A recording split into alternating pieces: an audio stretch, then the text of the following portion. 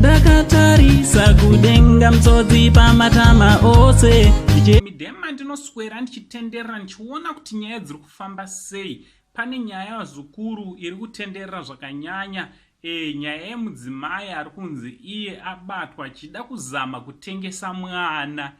Zvakaoma zukuru, zvakaoma.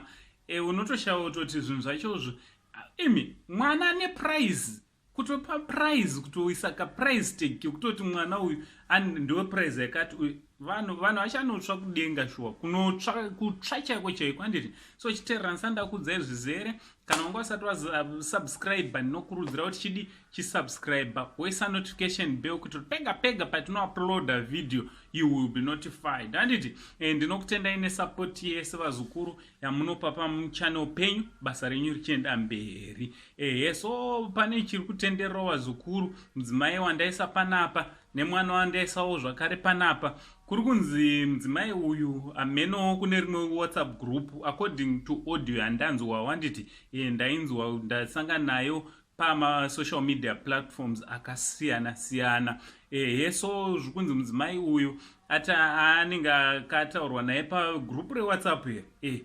So ataurwa naye akabva ataura kuti ndiri kutengesa mwana, and then she was trapped to believe kuti zvoni awana customer handiti.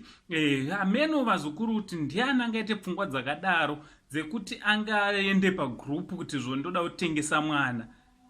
Wotadza pfungwa dzacho dzatondinetsa vazukuru kuti shuwa here zvingafambe zvichidaro. So it is said mukadzi uyu abva atrepewa, kusvikawo mapurisa atozomubata, anga achida kutengesa mwana 10,000 rands.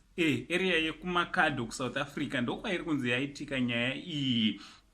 Chinova chinhu chinorwadza, right? Pane nyaya yangu homba vazukuru ndepekuti festive season ino yatakupinda ngatichengetedzei vana. Not only festive season, vazukuru muri kungoona kuti vanhu vashata, vanhu vapindwa nemweya wekuda mari kupfuura kukoshesa vana. So kurudziro yangu yakakosha kana kuti yakakura yekuti ngatichengetedzei vana. Let's check on our kids. Usati kwedu kunoku kwatigere hazvisa zvakamboitika, takambozvinzwa zvakaitika kwaMurehwa kana kuti zvinenge zvaitika ndezvekuSouth Africa. Muzukuru, vanhu vapindwa nemweya wakashata.